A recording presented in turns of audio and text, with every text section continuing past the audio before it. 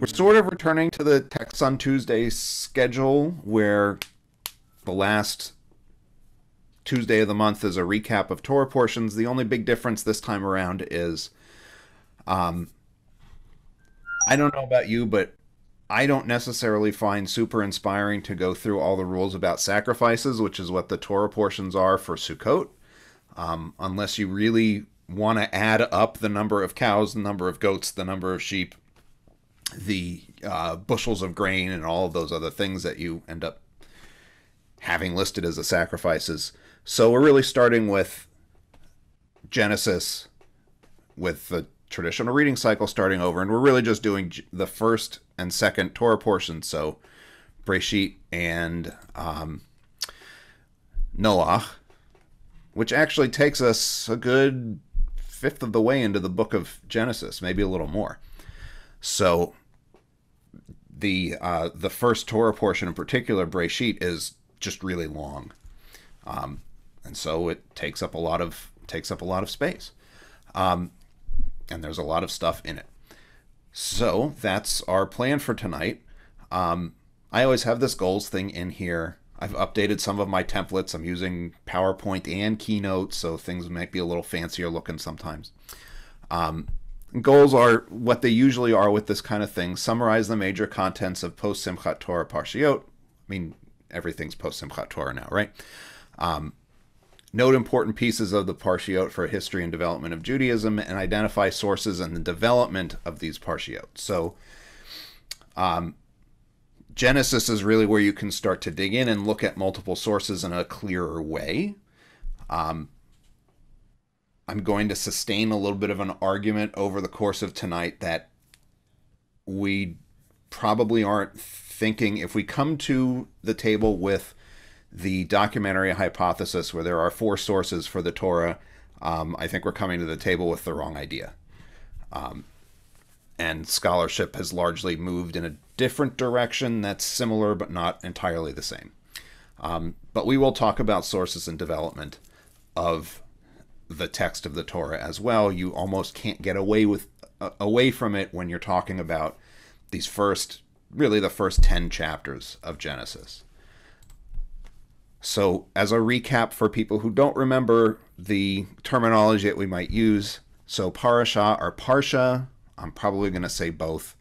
The broad section of Torah being read on a particular week, so we're talking about Parshat Breshit and Parshat Noach.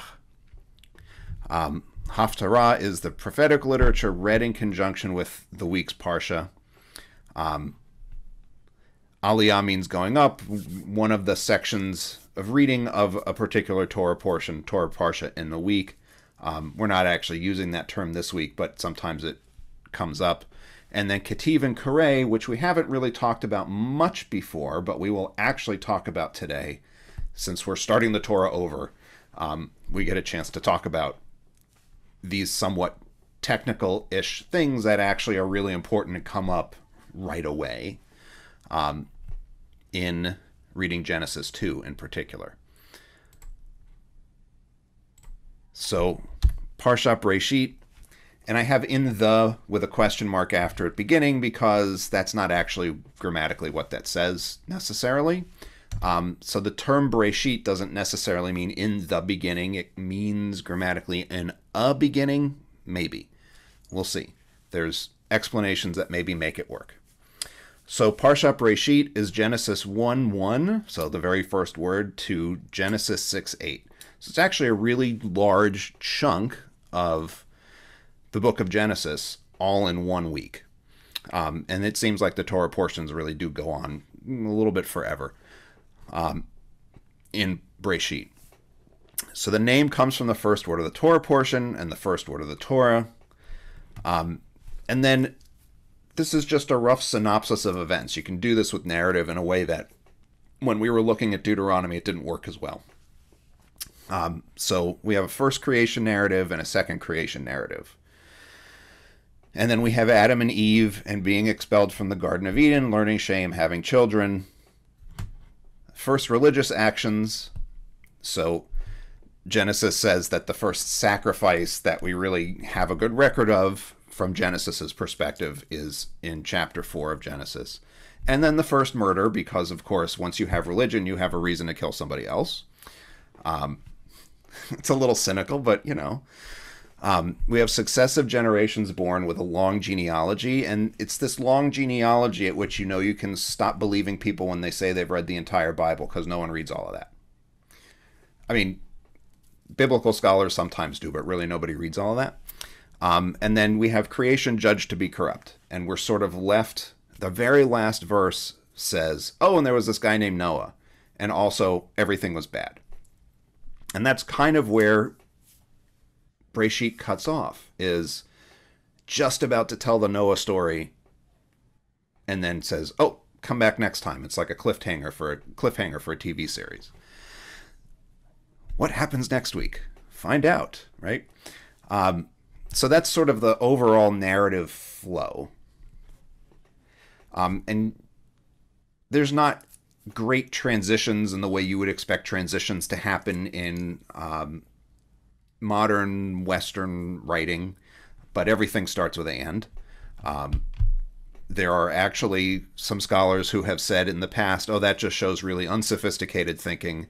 The most recent version of a very large reference book on biblical Hebrew syntax, which I promise you is a barn burner of a read if you are into Semitic syntax, and otherwise it's not a barn burner of a read at all, actually has a very long discussion about how that's a bad claim. The idea that all those ands means that the Israelites were unsophisticated thinkers. I'm happy to scan and send the chapter. It's a little bit, I don't know about that, but okay. It's in comparison to the Greeks, I think, is the way the accusation is usually leveled. And we'll just talk about some oddities, because you could go on and on and on and dig and dig and dig. But there are oddities in all of these texts, and it's interesting to look at a few of the oddities.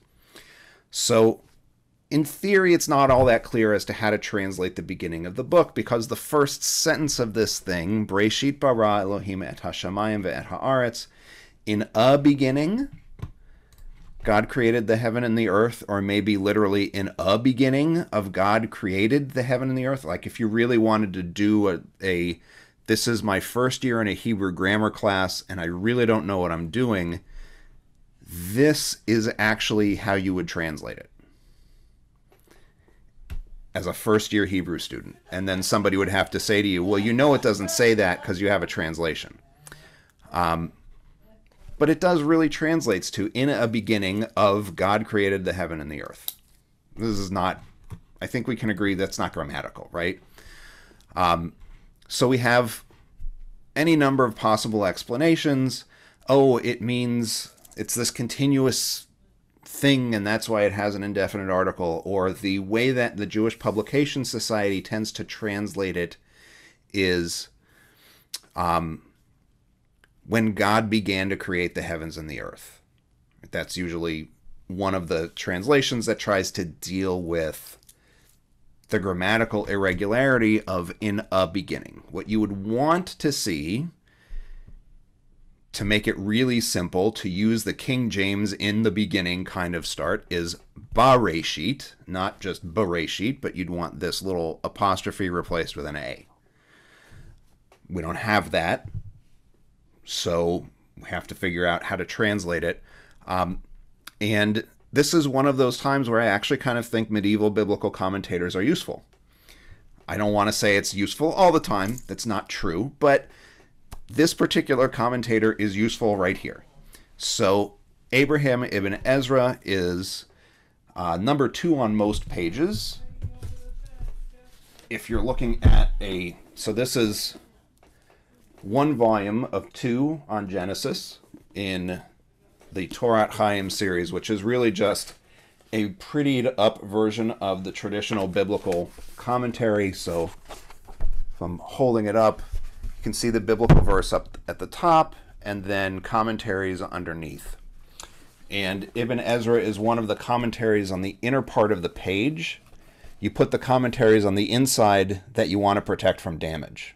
That's how the printing got done. So Ibn Ezra is important. He's right underneath Rashi. Rashi's the most important. The guys on the outer margins are considered less important. You don't need to protect their stuff as much from... I mean, the biggest risk this has at my home is coffee spills, really. But the reality is I'm getting coffee in the middle of the page, probably. Ibn Ezra, reading this first verse, says, I have a solution. And the solution is this. There are all these people who say all kinds of other things about how to interpret this, but actually it's really easy. The same thing happens in Hosea. So he actually points at Hosea 1:2, where if you're a Hebrew reader and you look at this, you see Tichiat Diber Hosea, which is a comparable grammatical structure to Breshit Bara, because think of, in English, think if someone said, beginning of he created, or a start of Yahweh spoke. And that's the grammar that you have here, if you're just translating it rote. Ibn Ezra says, we know what it means in Hosea, and this is exactly the same thing. There's a prepositional thing, and then there's a verb. No big deal. It's fine. This is the closest to useful commentary from the medieval period I found on this verse. Lots of the rest of the commentary focuses on, oh, well, it doesn't have the because there were multiple creations. Provable from nothing other than the rabbis deciding they wanted to say there were multiple creations. Or, oh, well, you know, it starts with a bet because there were other things that happened before and you're not allowed to look at it, and so that's why it's an indefinite article. You can go down the rabbit hole. The reality is the grammar's a little bit weird, and this is probably the closest decent explanation there is for why.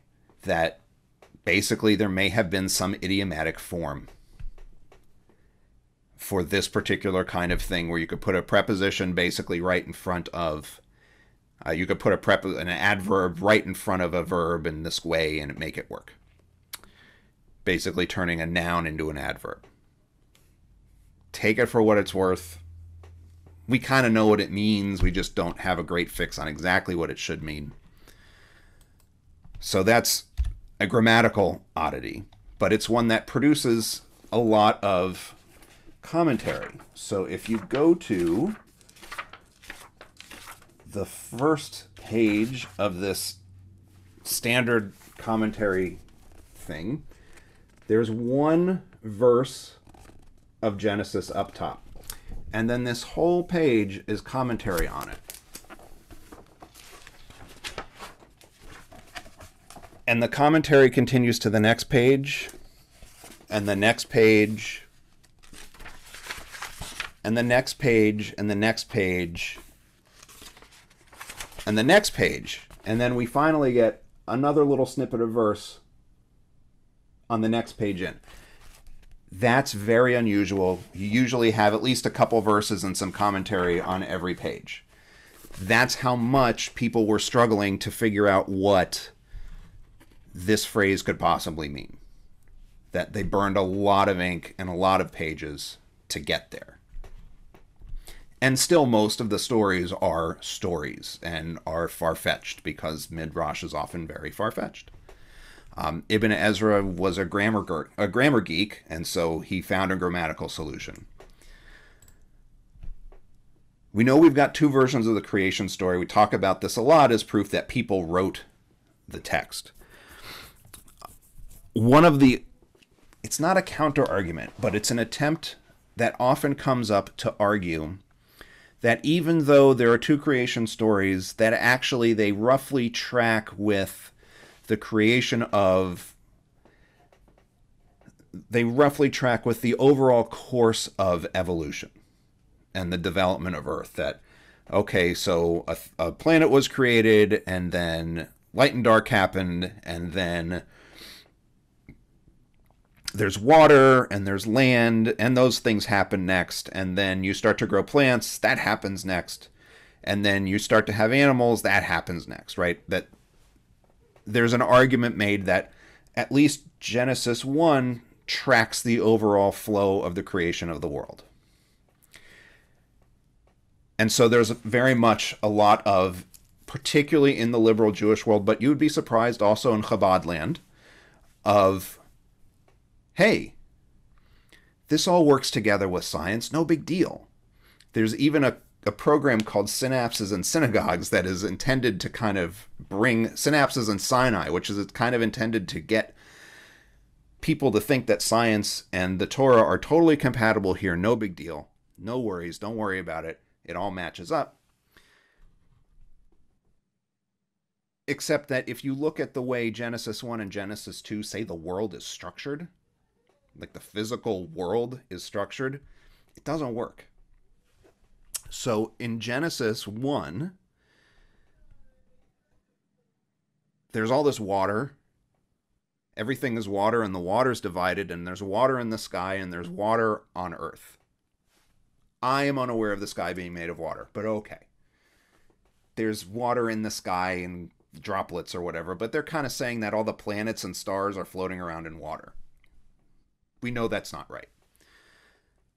But then it says, collect all the water so that the land is exposed.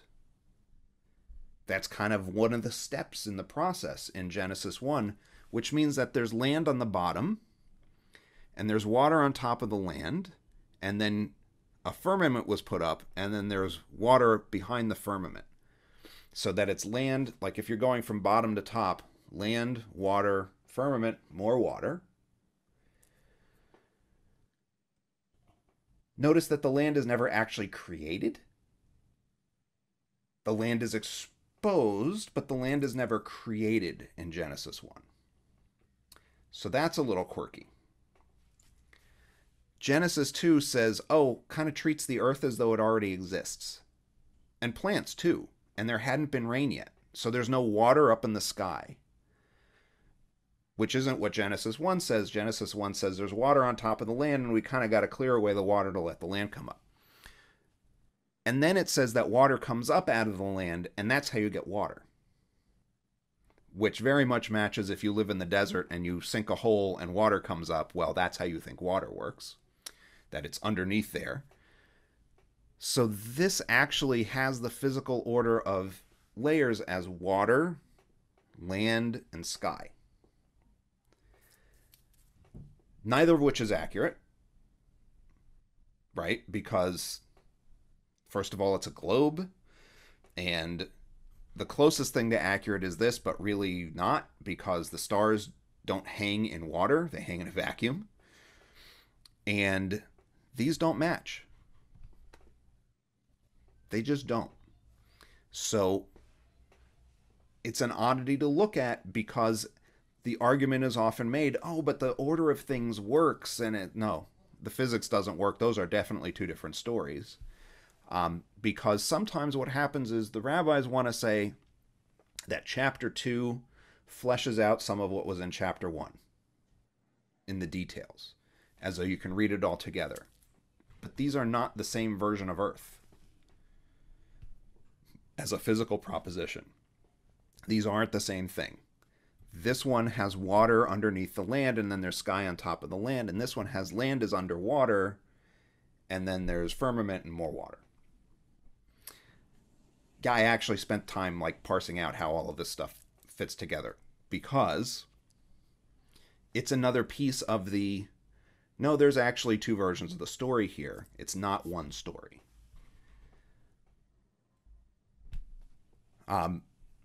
I'm doing this thing with these where I point to important texts from our Torah portion for broader Jewish thought. We're not going to spend a huge amount of time looking at that, because you could obviously get way into the weeds. Genesis chapter 1 going into chapter 2 ends with a text that's colloquially called the Vayachulu. It's part of Kiddush in a lot of traditional synagogue liturgies, and people will recite it at home as well. And it's picked up on because it uses the same verb root as Shabbat. Is there anybody, you can just use like the thumbs up or the reaction thing or whatever, that has not heard the Vayachulu before? Or thinks maybe they did but doesn't really remember? Maybe. Okay, so I embedded a video so we can actually watch them doing a little bit. And it's likely that you'll recognize the melody from having been at somebody else's synagogue at some point.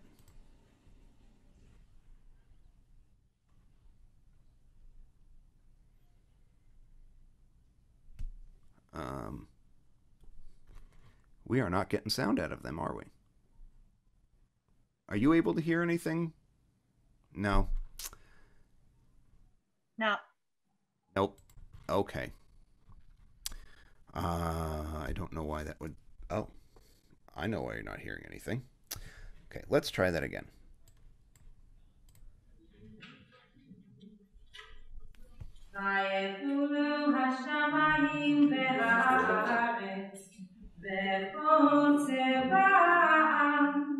ויכל אלוהים ביום השביעי מלאכתו אשר עשה.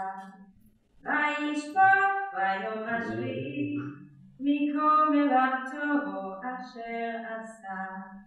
ויברך אלוהים את יום השביעי ויקדש אותו כי בשבת מכל מלאכתו אשר ברא אלוהים לעשות.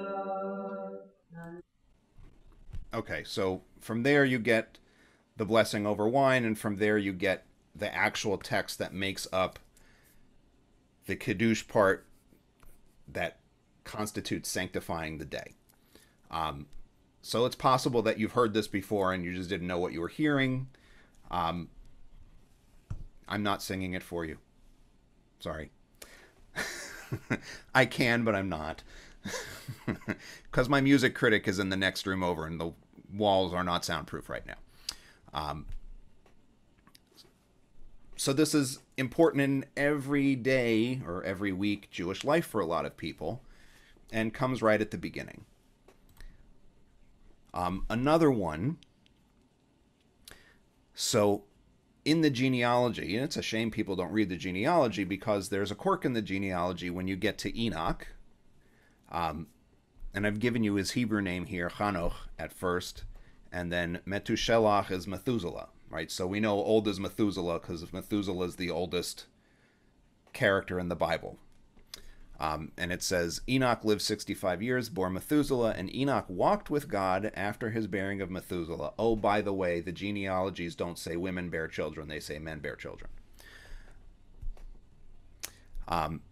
Enoch walked with God after his bearing of Methuselah for 300 years and bore sons and daughters, and all the days of Enoch were 365 years, and Enoch walked with God, and then he was not, for God took him. Whereas everybody else in this genealogy lives like 900 years and just outright dies. Enoch does not make it that long, and it says God took him. Which grabbed everybody's attention. What does that mean? Rashi says, Enoch was good, but was tempted to evil, so he was taken early. Another commentator says, actually, Enoch was really, really righteous. And that's why God took him early, because he was just too good for this world. There's one other biblical figure that is said to not have died, but to have just been taken up, and that's Elijah. So 2 Kings 2 says that Elijah is kind of walking around with his protege Elisha, takes his mantle, kind of folds it up, and uses it to split the Jordan River with his mantle. Like instead of a stick, he just... The Jordan River splits, and then a fiery chariot comes down and sucks Elijah up in a tornado and pulls him up to heaven I guess. Enoch is like that to the thought of, okay, well, he just kind of goes away. And it led to a lot of mystical speculation around Enoch, including some people thinking that Enoch was the archangel Metatron, and thus was the intermediary between Moses and Yahweh on Mount Sinai, that Yahweh didn't actually talk directly to Moses, that what happened was Enoch was the go-between, because Enoch was also Metatron. And this is true in both mainstream Orthodox and in heretical Jewish and Christian literature. So a lot of the books of Enoch, there are multiple books of Enoch, a lot of them have been preserved by Christian, particularly in the Orthodox Christian world.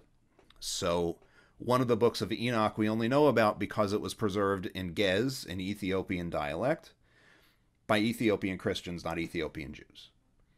And there are a few biblical books like that, a few of these kind of quasi-biblical texts that are preserved by non-mainstream chunks of the Christian world. There's stuff that's only in Old Church Slavonic, and there's stuff that's only in Ge'ez and only in Syriac. And one of the books of Enoch, there are several of them, one of the books of Enoch is an example. But Enoch pops up in Kabbalistic literature too. He's not limited to just these kind of weird ancient world books. He's part of medieval weird books too. And then Genesis 2:4 provides us the most important, most frequent, least noticeable Ketiv Kareh. So I mentioned up above, Ketiv Kareh is the idea that sometimes the text of the Tanakh is written in a particular way, but you're told to read it in a different way. So Ketiv is an Aramaic word that means written. Kareh is an Aramaic word that means read. So they're passive participles for the people who are really concerned about Aramaic grammar. Bless your hearts.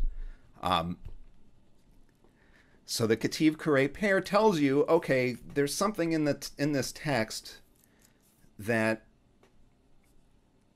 the people who preserved the text with its vowels, they're called Masoretes, that they thought was off, that they recognized something was a little off, that you could read this wrong if you were just working with the letters on the page.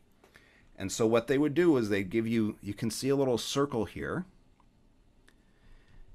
and the circle is to tell you that you should look in the margin.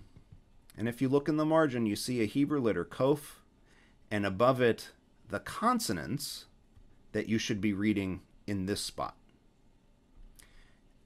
And they stick the vowels not here, but there.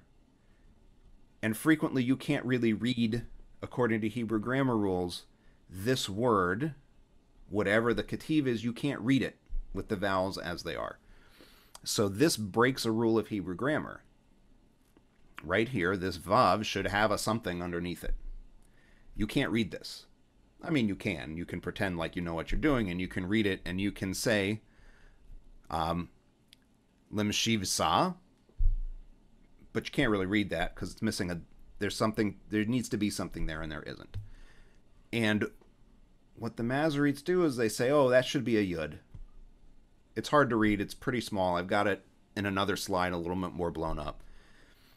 They say, well, that should be a Yud and not a Vav. But we want you to know that, but we're not going to change the text. They don't feel that they are free to change the consonants in the text, because the consonants are really the text. The vowels are all tradition. Tevye dancing around, tradition. The vowels and the various markings are tradition. They're not how the Masoretes believed the text was originally revealed. That was all consonants. They figure we're not at liberty to change the consonants, but we can tell you how you ought to read the thing. And they do this for a number of reasons. One reason is they're not really sure whether there was a mistake made before them. And they don't feel at liberty to fix mistakes because maybe it's not a mistake. Maybe that's really how it was revealed from their perspective, and so we can't change it. Sometimes they recognize there might have been a scribal error, but again, we need to freeze this in amber, and so we don't change it. The most important, most frequent Ketiv Karei pair is never actually marked. And it's how you're supposed to read the word that we tend to say as Yahweh. Because they don't want you to say that. And so they say, yes, we know what the consonants are on the page, but we're going to give you a different way to read it. And as written, you'll see it one of two ways.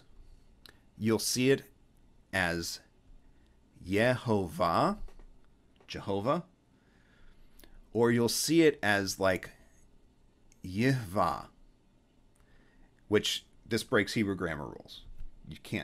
You need a mark under this hey in order to make it legitimate under Hebrew grammar rules. And they never bothered to say, because you're supposed to know, you either say Adonai or Hashem. That's their perspective. Adonai means my lords, plural. But again, God, you are so big, right? There's this Monty Python sketch. Oh, God, you are so great. That's kind of our my lords. That's kind of what's going on here. Or Hashem. So this first one is where Jehovah comes from, because you would say Yehovah, or in classical Hebrew pronunciation, you'd say Yehovah, that Vav was originally a W. The second one you can't actually really say. I mean, I did, but it's ungrammatical. And that's because they gave it the vowels that are used when they do this circumlocution in Aramaic, which are two yuds. So it's something like Yeyah. So when you are looking at Aramaic translations of the Tanakh, almost every name of God is turned into this combination. And when you are reading the Aramaic version, you are also supposed to say Adonai and use a Hebrew word. Which vowel pattern to follow is dependent upon the publisher's judgment. So, where'd that book go? I have too many books. Don't tell my wife I said I had too many books. So in this one, this commentary, it uses this one, the Jehovah version. The actual manuscripts that we have this is just like a facsimile reproduction of the manuscripts. The oldest manuscripts with vowels that we have use this. It's an editorial choice. So the oldest two complete biblical codices. So codices is a plural of codex, in case you've never encountered this word, C-O-D-E-X. Codex is a fancy Greek word for a bound book. Just, a book with a binding like this. The two earliest complete biblical codices still in existence, Leningrad and the Aleppo Codex. Aleppo's not complete because it's actually missing 200 pages, but we got facsimile of it from 100 years ago. Both use this. You can actually go look at photographs and see that this one that doesn't actually have pronounceable Hebrew vowels is the one that they chose to use.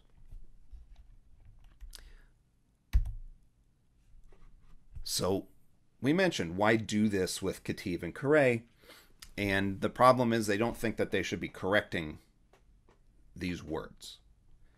Something about the consonants is off. They know it.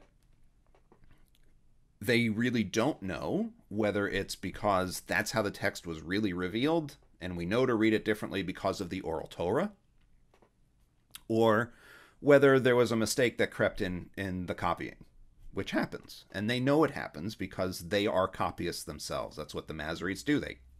They're scribes. They recopy all of this stuff. They know mistakes happen, and they know the kinds of mistakes that happen. So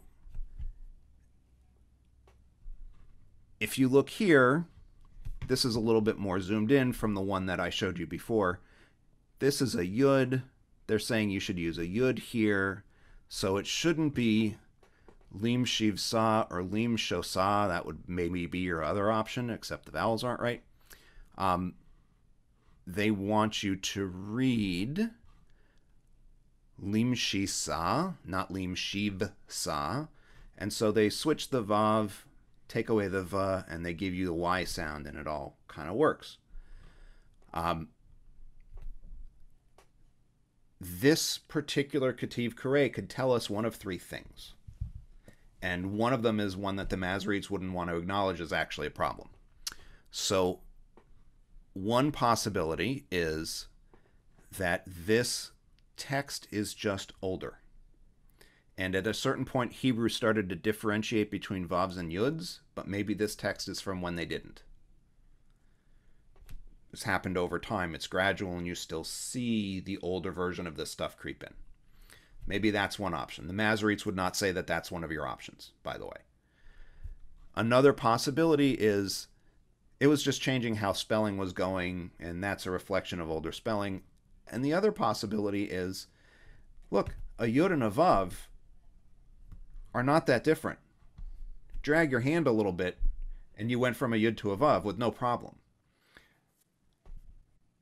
In fact, when you're using a quill, the difference between the yud and the vav is literally the width of your quill. Pull your quill down just long enough, your yud is now a vav. So they know, oh, this can be a problem. So maybe this just got pulled long. We're not at liberty to change it now. And so they don't change it. And you have to have this Ketiv Kareh thing in order to read the thing the right way. Which is what's happening with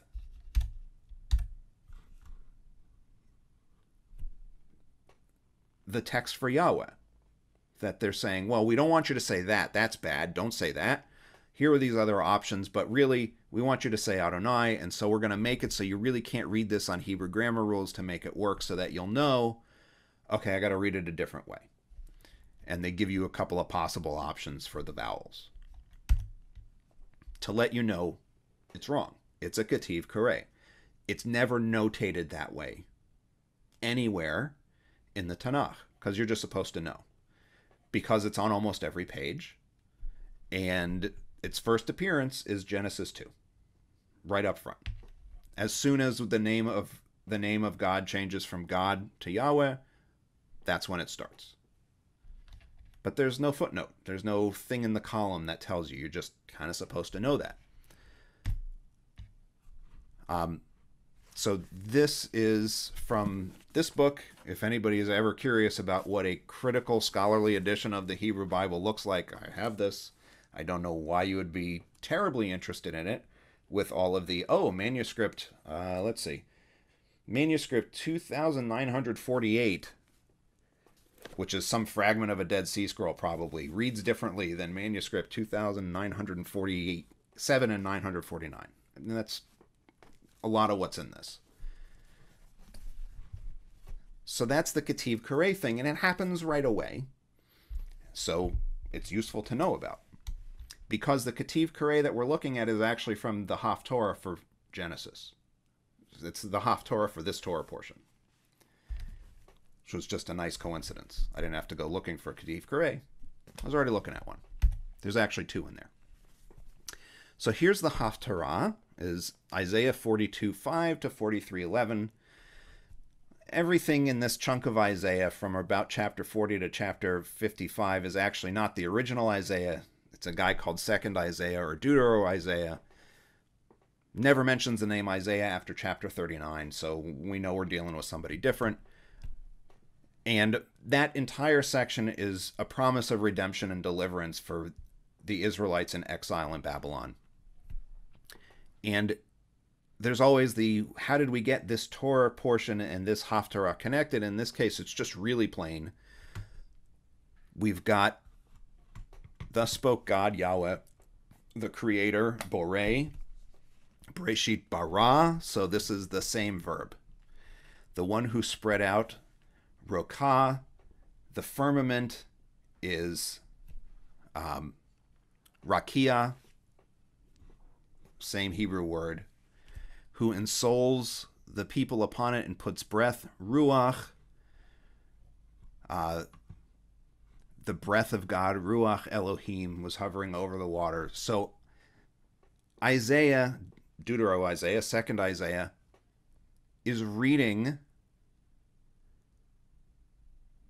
both Genesis chapter 1 and Genesis chapter 2. Maybe not in their final forms, but he's reading those texts. He has access to those traditions and is using those words on purpose to bring up in the reader's mind those versions of the creation story. So Isaiah already believes that those two creation stories are one story. And Yahweh God formed man of dust from the ground. We know that one. And puffed into his nostrils the soul of life, Nishmat Chaim. And here we go, puts neshama here, nishmat here. They're both neshama. So Isaiah is using the biblical traditions and saying, oh, I know my readers are going to know what this means. I'm using the words from Genesis 1 and Genesis 2. He's not calling them Genesis 1 and Genesis 2. He might not even have them as a totally integrated text. There may just be traditions out there that he knows. But he's using them both, which means he's using a priestly version and a purportedly older version of the text. The priestly version would be newer. Genesis chapter 2 would be older according to the typical read. So before we kind of move on, because there's more to parse out even just in this first Torah portion, I know there's stuff in the comments. Couldn't it be that the first is more of a cosmological view and the second is trying to give a more detailed, close to geographic detail? That's what one of Roberto's points. That's what the rabbis thought. That's how they tried to kind of mesh together Genesis 1 and Genesis 2, was to say Genesis 1 is kind of the broad scale and Genesis 2 is the more detailed nuts and bolts when it comes to creating people and all of that other stuff.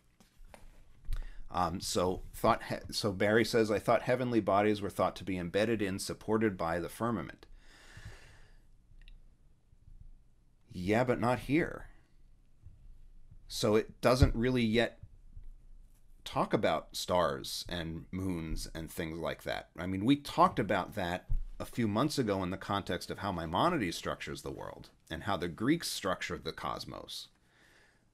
It takes a little time before we find something in the Tanakh that says set the stars up in the heavens and all of that stuff in a really, really explicit way. We don't have stars, we don't have planets expressly yet. We just have, there's water and there's lights and there's a thing that divides water from water. That's what's in Genesis 1. And there are, so Genesis 1, are there differences between the order of events in Genesis 1 and 2? Animals, then humans in 1, man, then animals in 2. It's actually a little more complex than that, that there already seem to be plants and maybe some animals running around. Genesis 2 doesn't bother too much with the exact order of things, which is what makes it easy for people who want to put them both together to say, oh yeah, no, it's fine. This is just more detail on that. I mean, the rabbis were okay with that. They thought it worked because they really did think, oh, 2 is just more detail on 1, and yeah, the sequence is a little weird. But actually, the sequence isn't weird because the rabbis have an interpretive principle that actually the stuff in the Torah isn't necessarily always supposed to be in order of appearance, which is kind of a cheap way of getting out of it, right? You don't have to recognize the order it comes in. So, Jack, you've got a virtual hand. Maybe you'll get to this, but have scholars identified the ancient Middle Eastern origins of the 2 creation myths? Are they attributable to specific ancient sources? They are not attributable to specific ancient sources in the sense that the writers of Genesis clearly were looking at only text A for Genesis 1 and only text B for Genesis 2. they knew all of the mythology, and there's pieces of all that mythology everywhere that come into the biblical text everywhere. So just like with when we looked at Job, there was all of this talk about Leviathan and Behemoth, that the hippopotamus thing, and whatever else. That those are all pulled in from ancient Near Eastern myths, but that text isn't referring to a specific version of any of those necessarily. That's kind of the same thing here. Weren't animals created to keep Adam company? So this is interesting. If you read that chunk of Genesis, and what Barry is talking about is Genesis 2, where Adam is naming the animals. It sort of implies that the animals are already there, and that he's naming the animals after the fact, which is a little quirky, but the order doesn't seem to actually be first there was a man and then there were animals. It sort of seems to be in Genesis 2 that there's animals and there's a guy, and it's not clear what order they came in exactly. It's not super clear, because that second chapter that isn't as taken up with the problem of exact orders and categories in the way that Genesis 1 is, which is how you get to the point of seeing different sources.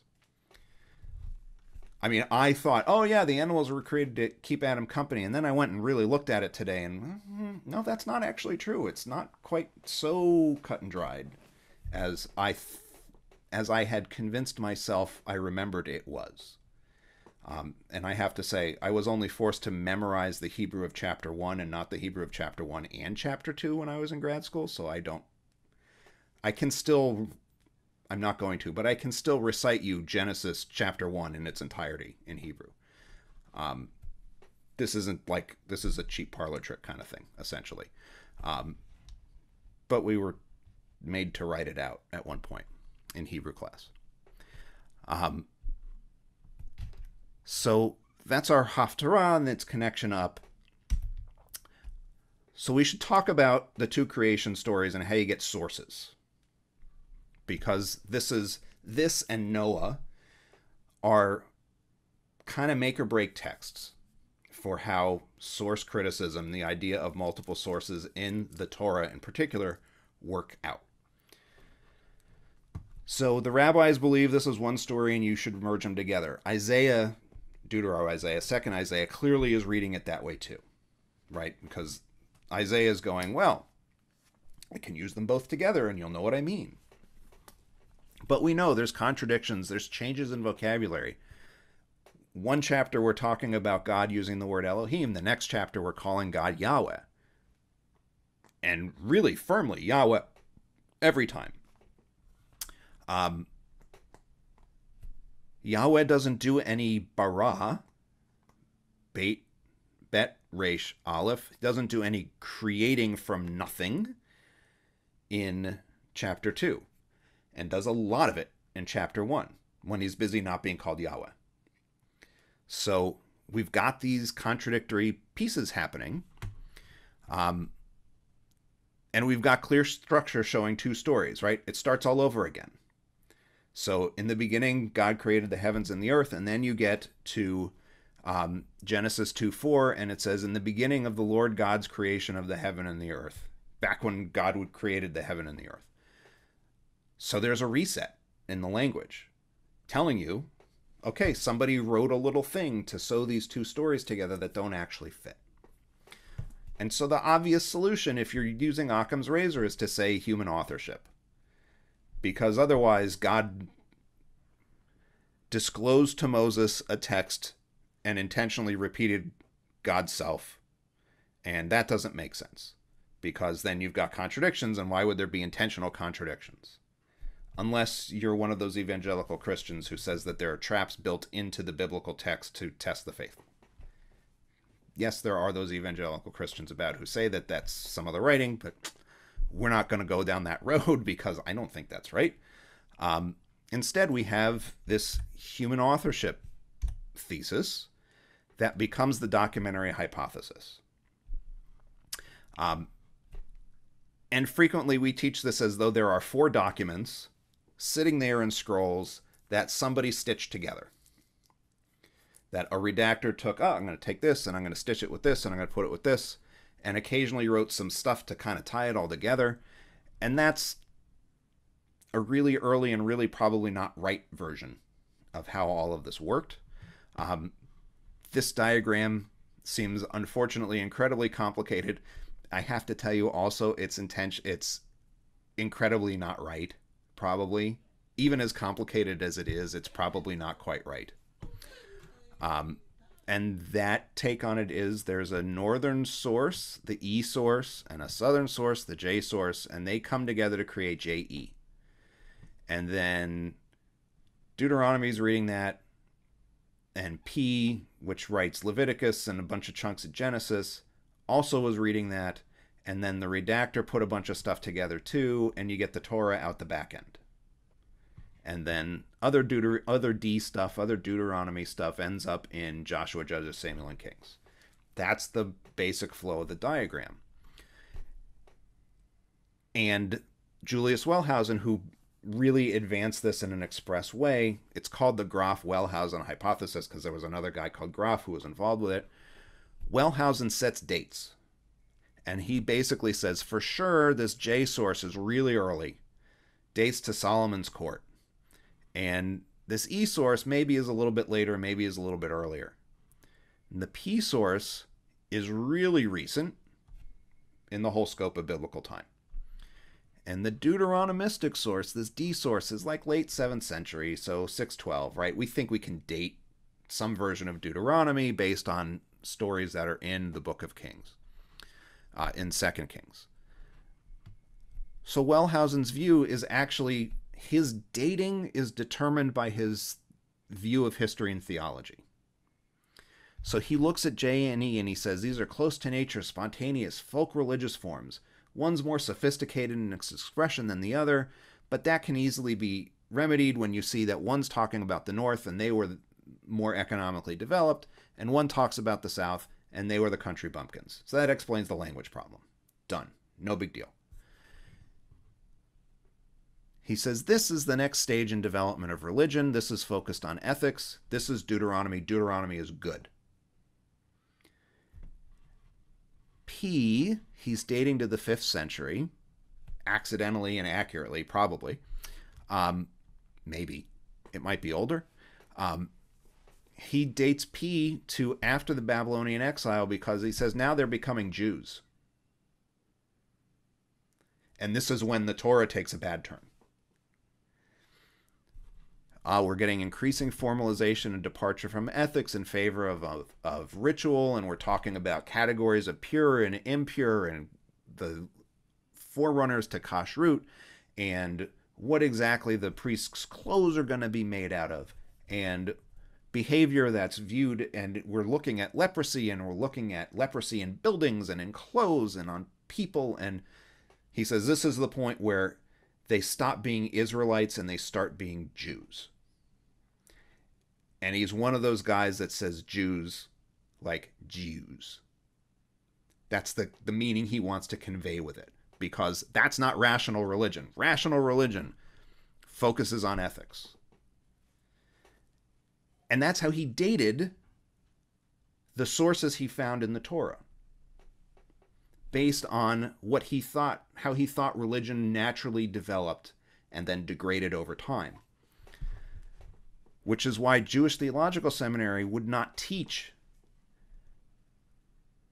the documentary hypothesis to its rabbis until the mid-1900s, because they thought it was anti-Semitism.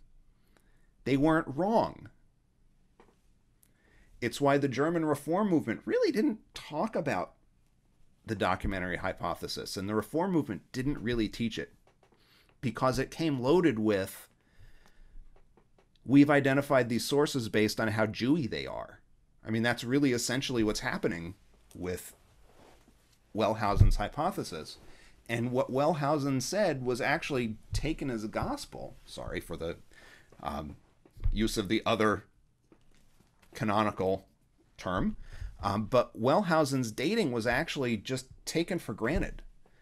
So much so that even by 1912, there are introductions to biblical literature that identify specific passages of the Tanakh with these four sources, with the dating Wellhausen said they had, and with the breakup in verses that Wellhausen said they have. So Wellhausen was just taken for granted until really the 1970s. It's really only in the 1970s that there starts to be a shakeup where people start to think, okay, maybe there really weren't four documents. Maybe there's more than that. So this is notably missing an H, which is taken to mean Holiness Code, which is a chunk of Leviticus. You can see that there's suspicion of that there's two sources of Deuteronomy. The most recent scholarship says maybe there's actually three.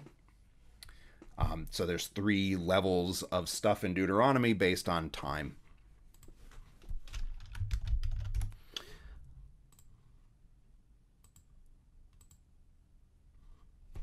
So how do you know what goes to which source? Things that they talk about, subject matter. Categorization's a big clue that you're dealing with a priestly source because you got to divide the world up. A sense of order, cosmic control. You're talking about sacrifice. You're talking about centralization in Jerusalem. What's the economic stuff happening in the discussion? Are we talking about agriculture or shepherding? That's a big clue. Consequences of your behavior. If you do something bad, what happens to you? That's a big one because Deuteronomy really stakes its claim on do bad stuff, bad things will happen to you. How much genealogy are you finding? Because really, mostly the priestly source cares about who is whose father and at what age they died. What names are being used for Yahweh? What kind of vocabulary choices are being used? Is Yahweh like walking around and talking to people, or is Yahweh really, really distant? Are we talking about Moses or Aaron? Because not everybody was so hip on Moses, and they wanted to maybe prefer Aaron, and so not every biblical text is actually centered on Moses.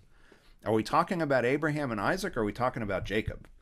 Because Abraham's life and Jacob's life are almost duplicates, but one lives in the north and one lives in the south. Yahweh's behavior.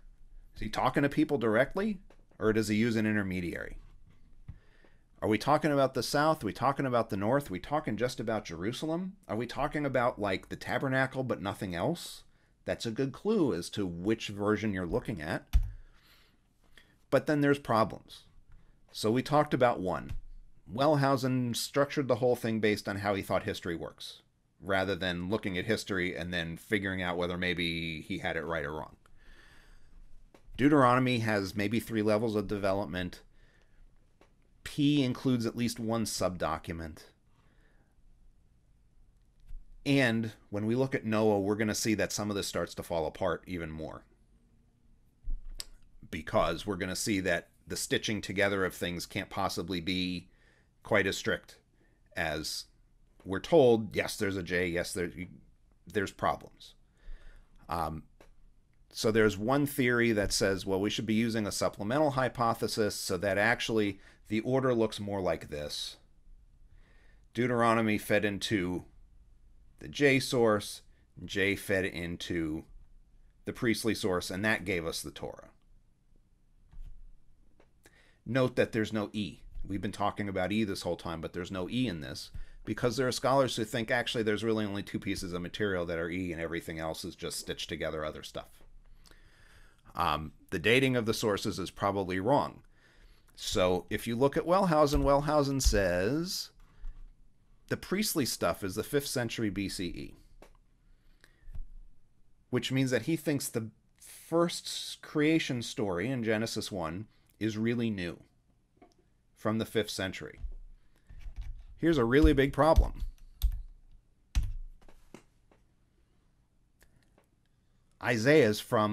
This chunk of Isaiah is from the 6th century. So Wellhausen's at least 100 years off. And maybe more. So maybe the P source existed beforehand, and his theory that P represents the slide from genuine Israelite religion to Judaism is wrong. Because Isaiah already knows about it. So does Ezekiel, by the way. Ezekiel's talking about all this priestly stuff too. I don't know whether Wellhausen just didn't read past Deuteronomy.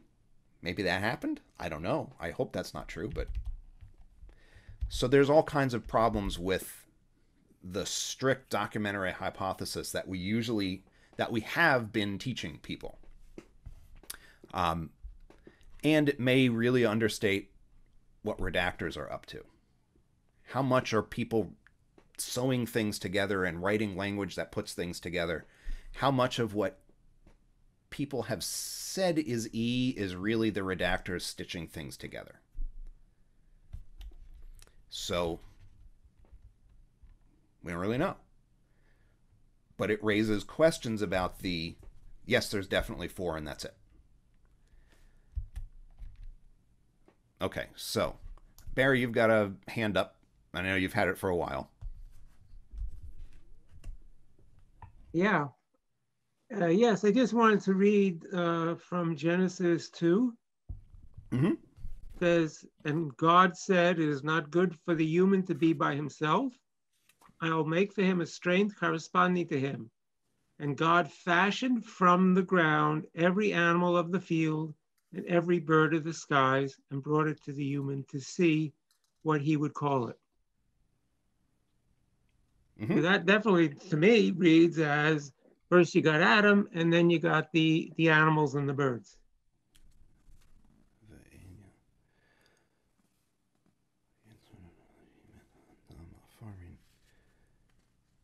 Right. But it's not doing what Genesis 1 does. So Genesis 1 says on day 1 this happened, on day 2 that happened, on day 3 this happened, on day 4 that happened. And we don't have that. And that ambiguity is what is used to try to say, oh, well, actually, these are supplements to each other. Because, sure, the argument goes, sure, God created those things. He formed them. And then he brought them in front of Adam and had him name them. Doesn't say what order. I mean, it's a very lawyer-like argument, right? Well, you didn't say when. As a lawyer, I admire the lawyer-like argument a little bit. But that's the ambiguity that's used to then squish them together. No, but it says that he's not to be by himself, which implies that there are no animals for Adam to deal with.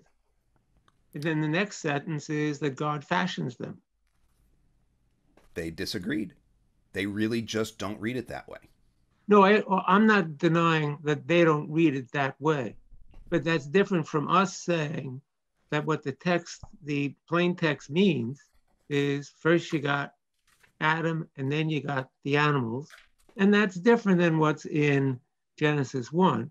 We don't have the problem that we don't have the problem that we have to have those two versions be copacetic.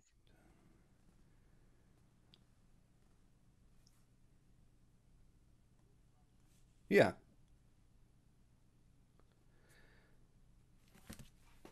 And that's true. But I want to make sure we understand what the argument is. Okay. Because it's the argument that when Synapses and Sinai wants to come in, that's the argument they make. You know? And there's enough wiggle room in that text to be able to make it work for them, from their perspective. Right, for them. Right. I mean, look, I think that people trying to say that the Torah matches up with quantum physics and the creation of the world is just, you know, a round peg in a square hole. But they try it. Yeah. Other questions?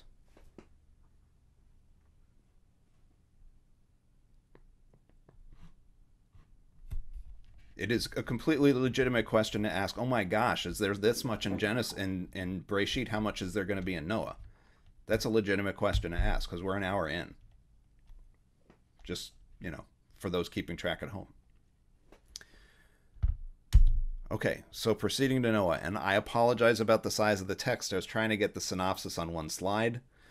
It automatically sizes the text. I'm having a hard time reading it too. So Noach is 6'9" to 1132. So it had the decency of giving us only 5 chapters instead of 6. Maybe not. Take it for what it's worth. It's long. Gets its name from the third word of the portion, Noach, which is Noah. And we kind of know the story, right? So the story is the world's corrupt. Noah's at least somewhat not corrupt. Talk about that later. Noah built an ark, right? If you've listened to the Bill Cosby routine about building an ark, you kind of know the order of the story, right? Build an ark, 200 cubits by 30 cubits. What's a cubit, right? Seems like it's going to have a genealogy. It takes a while to get to the genealogy. There's instructions on what goes in the ark. We got 2 versions, at least, of that. Rain falls, there's no life, the mountains are covered, water recedes, we send out birds to figure out whether the water's receded. We do birds a few times, 2 different kinds of birds, before we finally get a tree branch coming back to tell us, we can land the ark. Yahweh commands Noah and everyone to leave the ark. There's a sacrifice. He says, hey, you can eat meat. Gives the Noahide laws. Says, I'm not going to destroy the world by flood anymore. Hey, look, here's my rainbow. Noah gets drunk.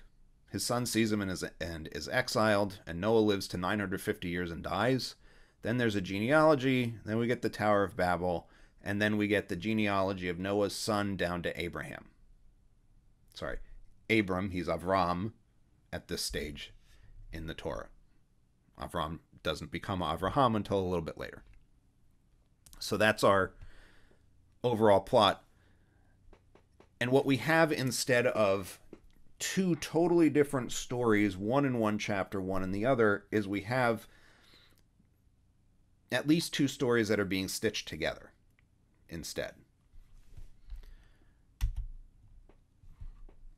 And really, there are at least 3 kinds of text winding through the flood story. So, and some of them contradict one another. So Genesis 6:19 to 6:21 gives us an example. And from all that lives, from all flesh, 2 of each shall you bring to the ark to keep them alive with you. They shall be male and female.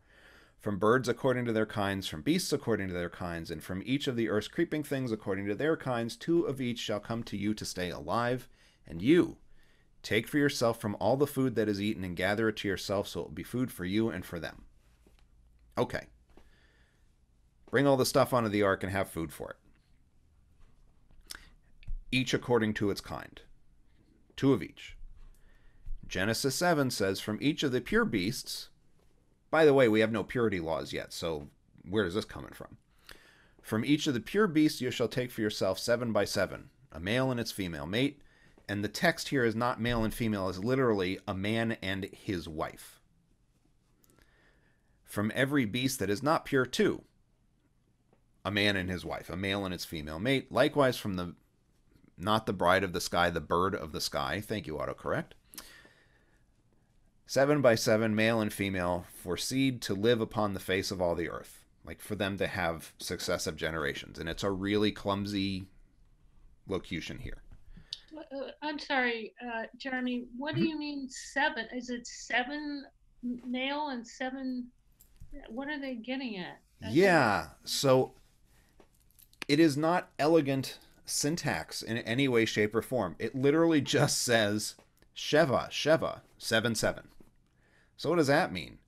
We're assuming it's 7 by 7, so if they're clean or if it's a bird, you do 7 males and 7 females so that you have 7 sets. That seems to be the implication, but they need the man and his wife language to clarify it, because otherwise it's Sheva, and like, that's it. We don't really, we wouldn't know except for this chunk of the syntax. It's really clumsy.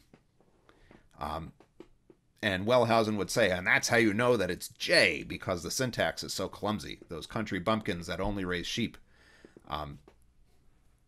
He wouldn't say it in exactly those ways, but that's what he would have meant, I think. But these two don't agree. First of all, 7 by 7 or 2 by 2? What's this clean beasts, pure beasts thing? What is that about? Why are we differentiating the birds? I mean, yeah, you're going to grab 2 of each thing, but why 7? That's different. So we see contradiction in even what's supposed to be on the ark.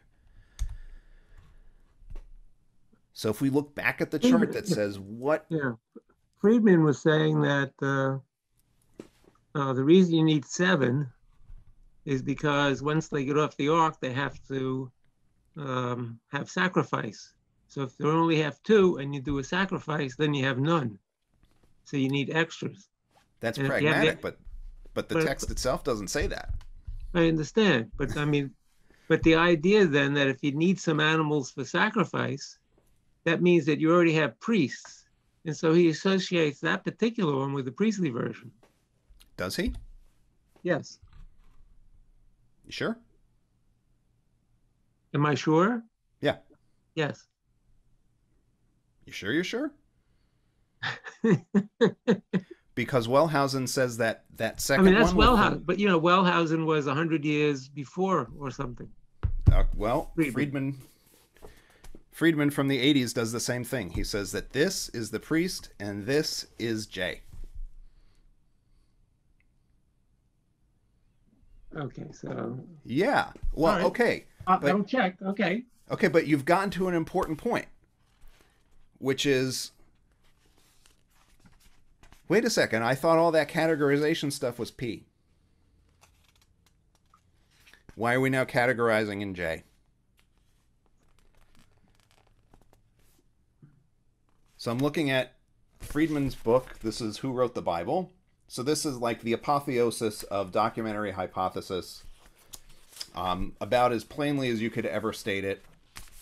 And he's got an appendix in the back that has J, E, P, and D across the top and tells you which source produced which narrative. And for the flood, he says that verses 7:1 through 7:5 are J, and that 6:9 through 6:22, so our top one, is P.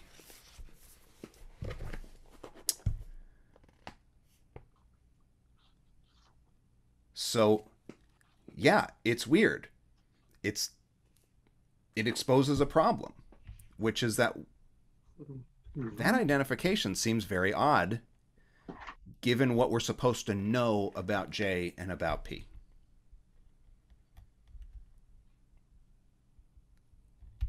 And every time I look at this, I go, wait, that can't be right. And then I go back and look and realize, oh yeah, that's about right. So Roberto, you have a hand up. So I don't think so. So I'm trying to. I was going to ask to remind me what is J, but we just put the slide, anthropomorphism, physicality. But I still don't understand why. So why does it need to be P again? What we just read. Okay, so just because of the sacrifice implies priestly, because everyone could make a sacrifice, right? Okay, so I just checked with Friedman. No, you're correct about what it was. When I got confused, and the way I get confused is the following. Yes, you have animals that are being sacrificed, but the problem is at the time of Noah, you don't have a priestly class to do the sacrifices. So that was the issue. Right. In J, anybody could do a sacrifice. But Right. by the time you get to the priestly versions, you needed priests to be able to do the sacrifice.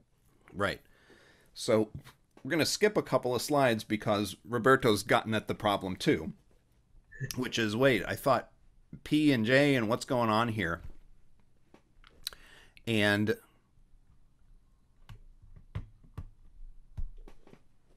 there's text in what's attributed to J that also matches with P.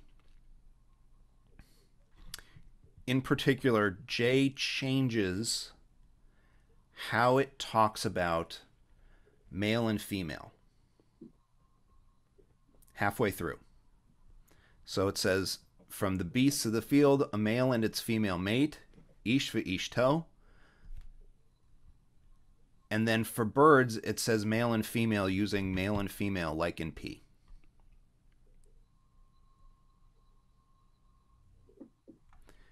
And it's doing categorization, this pure thing. Where does that even come? J doesn't normally care about that. So where'd that come from? If you're a priest, you care about it. If you're J, maybe not so much. So that's an interesting turn of events. And then you have exactly the same syntax for all that Yahweh commanded. K'chol asher tzivah. There are other ways of saying this. And J and P use the same language.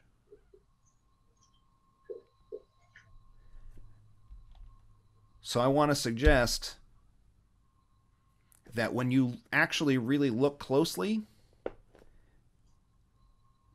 this maybe isn't actually 2 or 3 cleanly separatable texts. So this is what Friedman says is the order of things. So we got a big chunk of P, and then we have 4 verses of J, 1 verse of R, the redactor stitching things together. And then we have 1 verse of J. And then we have 2 verses of P. And then we have 1 verse of J, 1 verse of P, 1 verse of J, 2.5 verses of P, 3.5 verses of P, and then 3.5 verses of J. And suddenly the documentary hypothesis is not the Occam's razor anymore, because it's just as clumsy a construction as anything else when you're picking a half of a verse and saying, well, that half of a verse is clearly J, and that other half of the verse, well, that's P. Really? You know that at this point? Particularly when you know that there's stuff that you're saying is in J that uses the same words that J doesn't normally use in that other source. That this is not the cleanly separated thing subject to easy subdivision and reference in the appendix of a book with 4 columns to tell you exactly where each of those things are. That it's now a mess. And probably suggests that redactors were doing a lot more than they tend to be given credit for in what became the orthodox way. I'm using the term intentionally. The orthodox way that the biblical scholarly institution viewed these texts for about 100 years. That this breakdown is what was in Intro to Bible textbooks. You took your Old Testament 101 class and they handed you a book. Well, they didn't hand you a book. You got to buy your books, right? They told you to go buy a book at the bookstore, and the book at the bookstore actually uses this breakdown. In one of the cases, that textbook that was issued actually has just underneath the chapter headings the breakdowns of what's J and what's E, and as you go through the narratives, that was taught, and then the text was given to justify the classifications. Why an Intro to Old Testament 101 textbook has Hebrew in it as well, I guess we could put to another time, but there's Hebrew in it as well because apparently you got to confuse freshmen. I enjoyed confusing freshmen, but I didn't do it with Hebrew. Unless they were in my Hebrew class, in which case you signed up. And you got your own problems.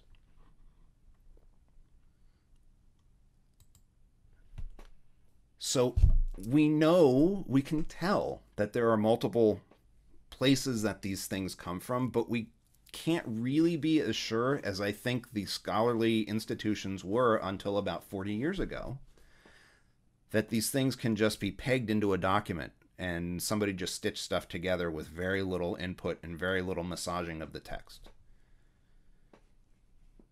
that there are places where there's a heavy hand in it in order to put a thing together. And even where we think, oh yeah, it's definitely clear, it's not that clear. When you've got identical turns of phrases in places that are supposed to not be compatible with each other. Which isn't to say that it wasn't all humanly created, simply that we maybe need some better systems, or we need a finer analysis than walking in and saying, oh, there's 4 documents. Because there's got to be more than that. Or there are 4 documents and there's a really heavy hand stitching things together.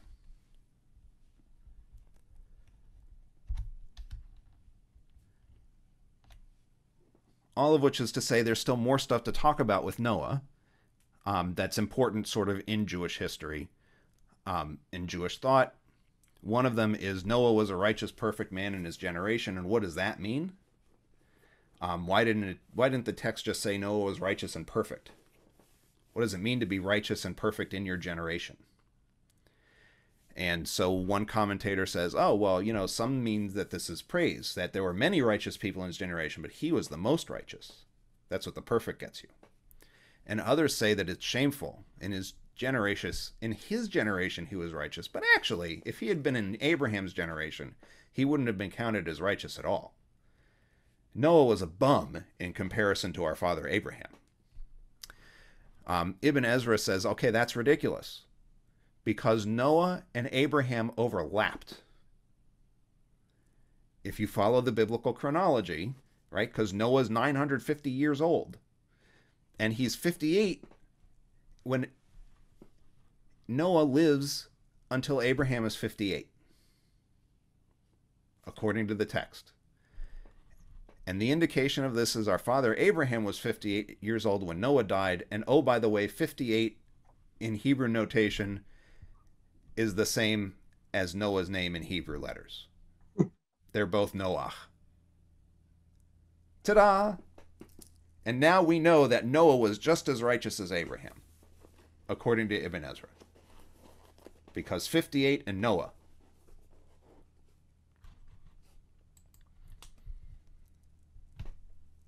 Seriously, that's the argument.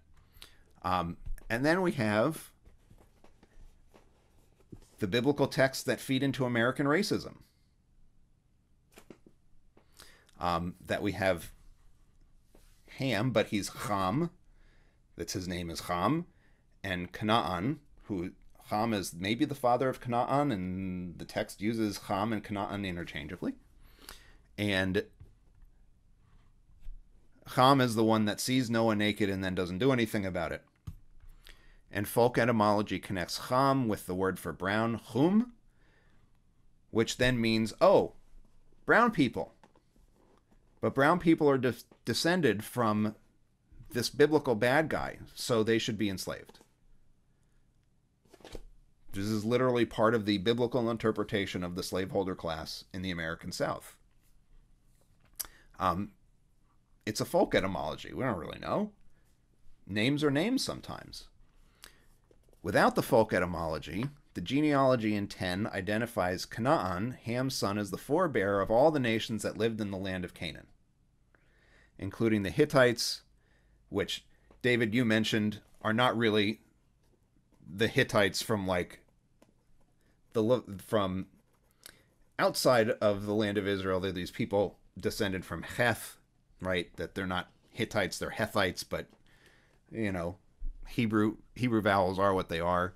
The Amorites and the Hivites and the Jebusites, right? All these Canaanite tribes, creating a myth that the Israelites are somehow not Canaanites, because they're Semites, i.e. they're descended from a different person, Shem. This is literally the chunk of the myth that makes Israelites not Canaanites from their own perspective, even though the language they're speaking is Canaanite.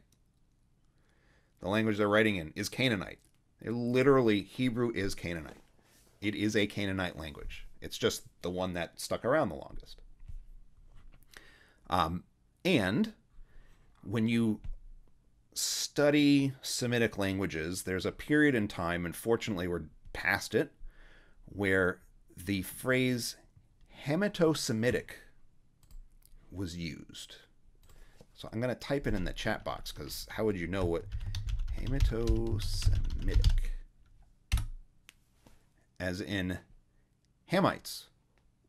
All those languages in Africa were considered Hamitic languages.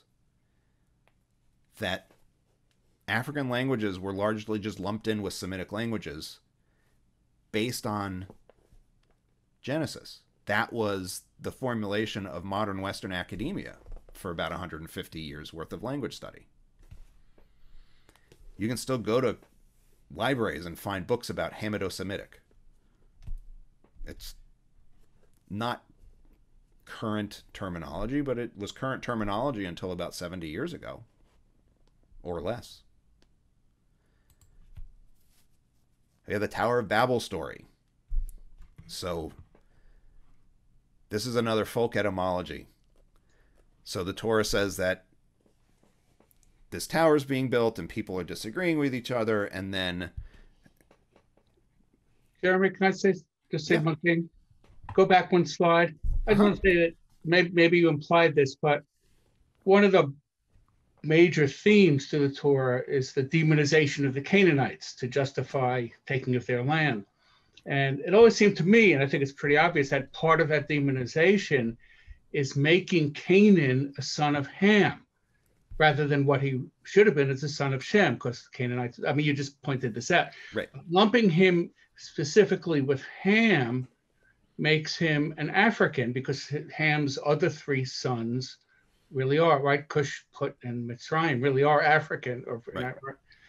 And so this is, this is intentional demonization through what really is a racist intent, not just a race, in my view. It's the intent is clear, not just the interpretation. Yeah. It's nicely awful, I think is an unfortunate way of putting it. So in the Tower of Babel, the whole construct of the Tower of Babel is that all these people get together, they build a tower, it's getting too tall. Literally, this is the story. It's getting too tall, and God goes, too big. Who knows what they'll think they can do next? I'm going to make it so they can't understand each other. I'm going to confound their speech. And the verb is bilal. And there's a folk etymology that says bilal and bavel. This is bad etymology, by the way. Don't go with this. It's not right. Like I said, it's really not a good one, but it gives you an idea of what the Israelite authors thought about Babylon. Because Tur Bavel is the Tower of Babel, but it's also the Tower of Babylon. Bavel is the Hebrew word for Babylon. So there's an acknowledgement that what's different about Babylon is all these languages and the construction of large towers and this kind of cosmopolitan culture that's there. And there's attempts to say that the Tower of Babel is really talking about one of the ziggurats or something like that. I don't know. I guess if you're still building one-story mud mastabas, then like the Israelites probably were at this point in most cases, a ziggurat's a pretty big building. I get it. But this is them making a religious critique and an acknowledgement of what Babylon is like.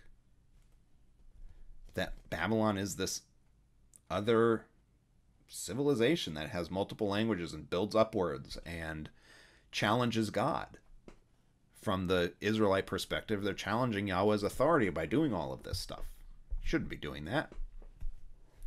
It's a tribal outlook. Parshat Noach's Haftarah actually mentions Noah. You don't get much more of a direct connection than that. And we're still in Isaiah, 2nd Isaiah, so we're really talking about return from Babylonia, which makes the connection of this text incidentally interesting because what's the Tower of Babel? It's the Tower of Babylonia. These people are in exile in Babylonia. This is more coincidental than anything else. The linguistic tie, the real tie is, this is like the waters of Noah. I'm restoring you. I promised I wouldn't wipe out the world. I'm not angry at you anymore. I'm going to bring you back. So my bringing you back to Babylon, my bringing you back to the land of Israel is like me saying I would never flood the world again. If I can speak for a imperceptible deity for a moment. I think I can take the liberty because, well, I don't know who else is going to do it. I know Jerry Falwell would do it, but he's not here. So that's the extent of the presentation, which normally we'd have covered 4 Torah portions in this time instead of 2, which shows you how much there actually is just in the first 11 chapters of the Torah to deal with. And I'm happy to take questions or whatever else, but I know we're past 9 o'clock and probably there are a lot of people who are just tired at this point.